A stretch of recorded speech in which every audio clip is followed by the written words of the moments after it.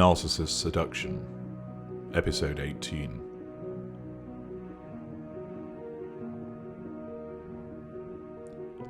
Another week had passed.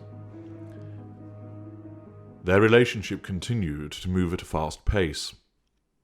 When Wynne pointed this out in one of their many telephone calls, Ashleigh explained they had had a head start, having known one another for 10 years already. Moreover, she added, they were making up for lost time, and anyway, you could not measure what they had by time. It was measured in what they felt for one another. Wynne readily agreed. A rhythm had emerged, but it was not one of stale familiarity, but rather a timetable, which they both adhered to and enjoyed. Ashleigh would text Wynne just after 8 in the morning. They would talk while she drove to work. Thereafter they would exchange texts during the day and possibly meet for lunch. Each day, after the first time they made love, she visited his house, usually around 5:30. She tended to only have 45 minutes to an hour before she had to leave, either to get home or pick up Amelia from one of her events. If it was the latter, she tended to have a little more time. On every occasion she had called on him, they had gone to bed and made love. Afterwards they would speak as she drove home, often going through a quiz he had devised for her encompassing films, music, or places. She loved the quizzes, and he was only too happy to compose them for her. It did not take long as he picked a subject he knew that she liked and then scoured the internet for questions and answers. She kept mentioning she needed to prepare a quiz for him too, but so far it had not happened. Almost a month had elapsed from that first kiss at the golf club. Wynne mused that it felt longer. In a way, the amount of time they had spoken and messaged one another would, in a less intense arrangement, have covered a much longer time period. He had made mention of the relationship to friends that were not in the city, but nobody within the area. He had, over a lunch with his former boss, alluded to a new relationship, and he had told him that it was someone his former boss knew.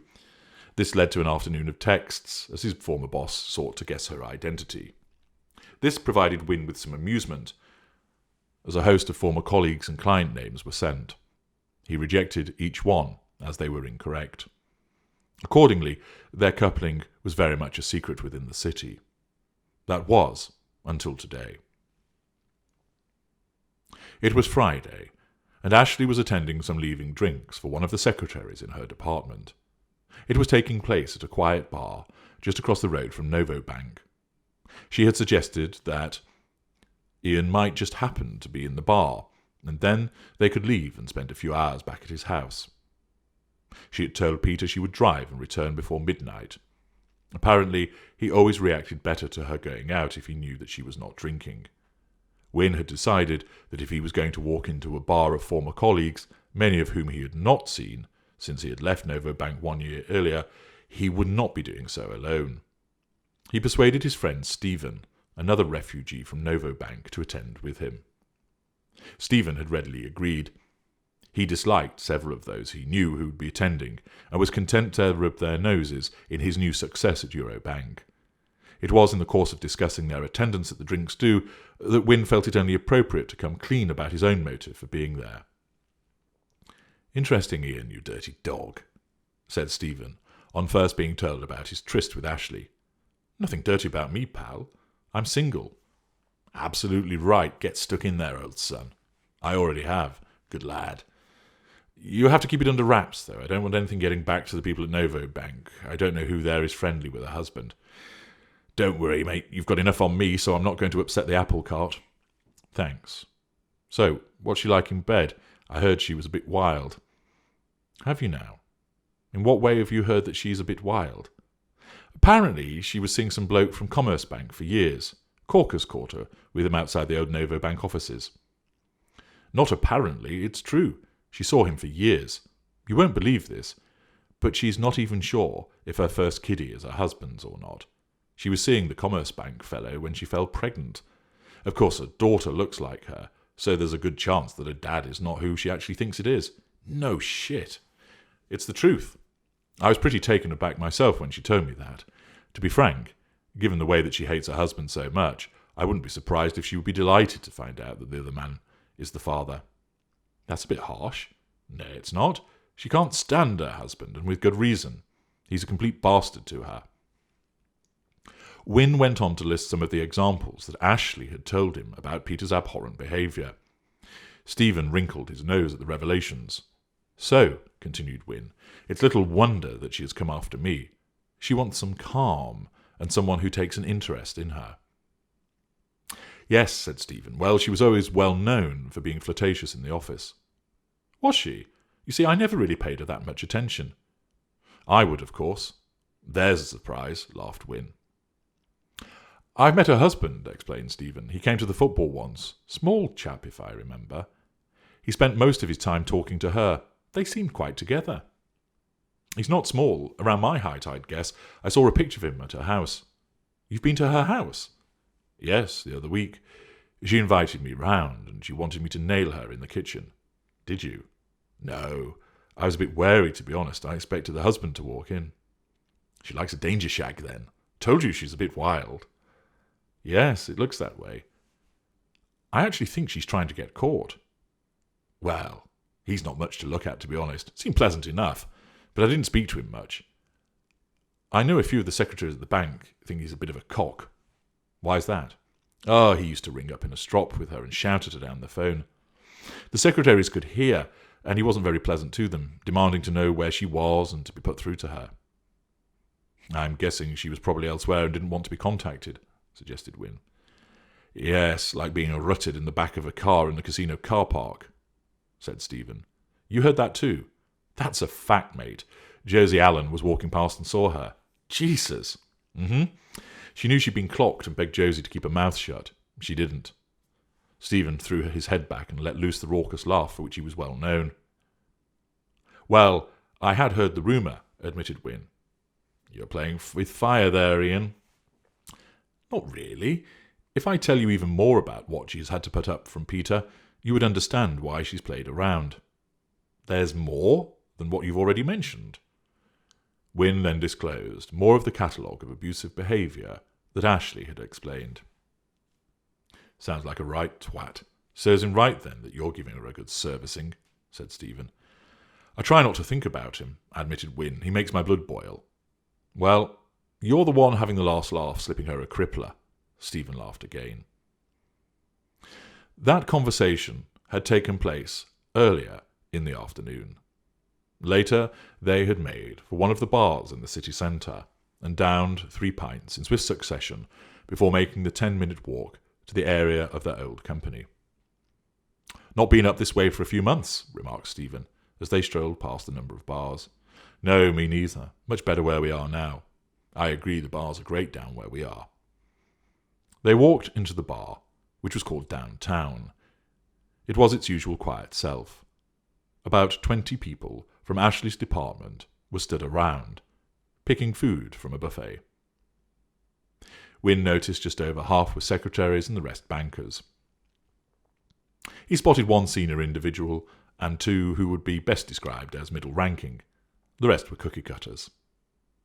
Stephen and he went to the bar, away to the right from the group, and ordered more drinks. Wynne pulled out his phone and messaged Ashleigh. You look fit. XXX.